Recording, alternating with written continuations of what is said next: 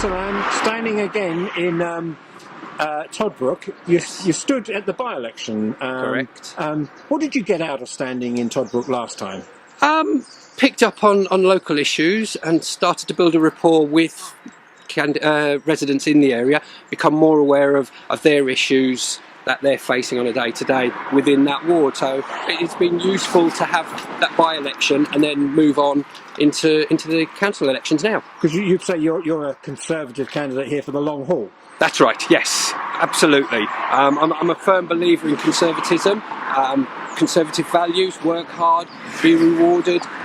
They're core principles of the Conservative Party, and I'm a firm believer in, if you knuckle down and you work hard and you pull your weight, then the rewards are there for you.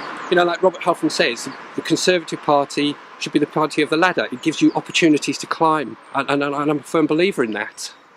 You're not, I think I said this in the by-election, you're not backward in coming forward, and then you're quite critical of organisations' momentum. Some people see momentum in Harlow, for example, as young people energised about getting involved in politics. Right. You don't necessarily see it that way.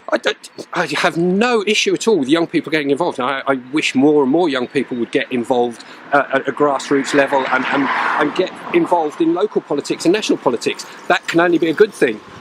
What I do object to is momentum, the way they are bullying their way into politics. Look at the John Klempner incident. He was forced out. Look at Haringey, where the leader was forced out. There are countless other council leaders that have been forced and out of their positions, and that isn't fair. That's not correct. There are ways to do things, and momentum just seemed to be, we're going to bully our way through no matter what, and that's not right in any instance. It's a cold morning here at Toddbrook. Northbrook's supposed to be spring, but what are the, and as we just discussed, you've been out and about nearly every day. What are the issues here in the world? When you get away from the national issues, initially when you're knocking on the door, people are very keen to talk about national issues, Brexit and healthcare and that kind of stuff, which is important. We need to, as local councillors, take that on board, listen to people's concerns, and then feed that back up the chain to people like Robert, so that they're aware of what the local issues are. But once you turn them around and start talking to them on what's important to them locally, parking comes up time and time again. I know it's a major issue in Harlow. There's not one size fits all solution to that. Maybe councils and councillors should be listening to residents, talking to residents, and identifying areas of grass that are available that could potentially be changed into parking areas. I'm not saying do it all, because Harlow's quite renowned for its green spaces and stuff, so I don't want to build on everything. But listen to residents' concerns of parking. That's quite a big issue that comes up time and time again. So the things like, if you read the national issues, for example, we said Windrush or Amber Rudd or Brexit, not necessarily coming up on the doorstep, or... No. You're aware I've done an awful lot of campaigning, and especially this week, not one person's mentioned Windrush to me.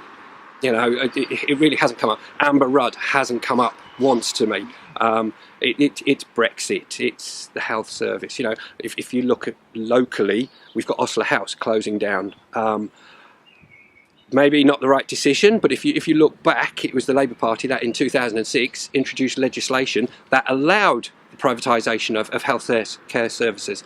Maybe it's not the right decision. Maybe we should be looking at bringing that back in. But that's a bigger issue with national stuff. On the hospital, Harlow desperately needs a new hospital, and I know Robert Halfon is working very, very hard with government to make sure Harlow gets the hospital it deserves and it needs, because with the expansion of Harlow, we are going to need something bigger.